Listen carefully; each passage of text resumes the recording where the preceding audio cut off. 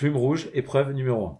L'examinateur distribue avec la raquette 5 trajectoires montantes sur la zone ciblée.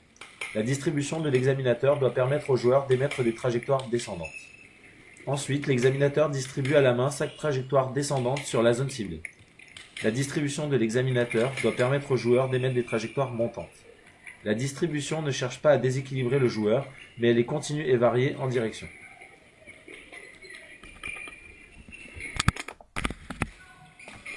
Épreuve numéro 2. L'examinateur distribue avec la raquette sur tout le terrain 20 volants de façon aléatoire sur la zone cible. La distribution doit permettre au joueur de rester en équilibre dans ses déplacements et entre deux déplacements.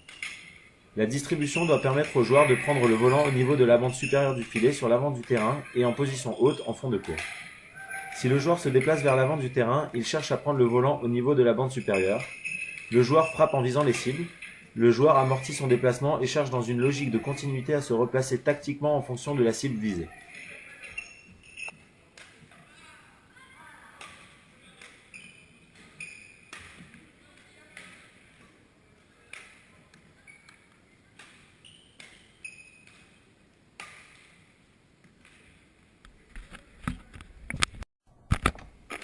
Épreuve numéro 3.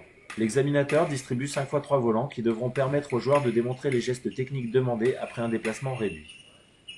Le joueur doit démontrer, en fond de cours, une attaque puissante, au filet, un jeu au filet d'attaque puissante, à mi-cours, une trajectoire piquée d'attaque, une défense haute, une défense bloc droit, une défense bloc croisé. Chaque frappe n'est appréciée techniquement que si elle tombe dans le terrain adverse.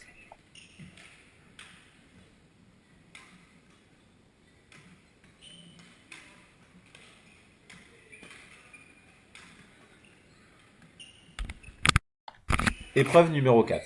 L'examinateur échange avec le joueur. Il cherche la continuité de l'échange en jouant sur le joueur. Le service est effectué par l'examinateur de façon aléatoire. Le joueur fixe l'examinateur par un volant doublé dans une des zones de son choix. Puis au coup suivant, il doit envoyer le volant sur l'une des 3 autres zones. Le joueur respecte la même consigne mais doit ou bien changer de zone de fixation, ou bien changer de cible de débordement. Voici plusieurs situations mises en place.